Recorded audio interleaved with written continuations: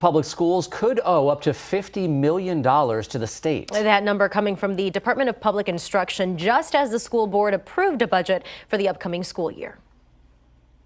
The kids should not be, and the teachers should not be, and the securities and everybody else in the building should not pay for somebody else's mistake.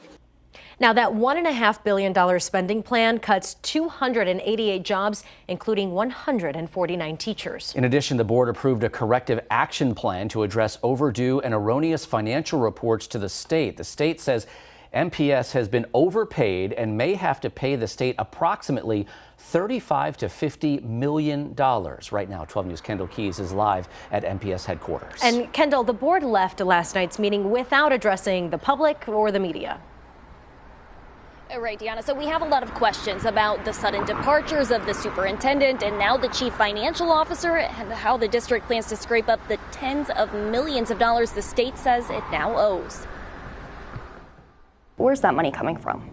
Yeah, so, it's a big range. So what we're working through, part of the documentation in the CAP, is that we're trying to understand the fiscal impact to the district. What I want to reassure the public is that we are looking at options so that the taxpayers will not be impacted. What do you say to people who say, Superintendent Posley and Martha Kreitzman just jumped ship and no one's actually being held accountable for what state the district is in?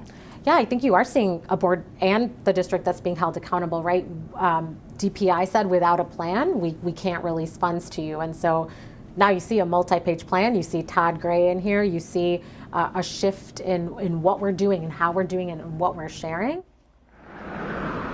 And so, Kendall, at last night's meeting, the board considered candidates for interim superintendent.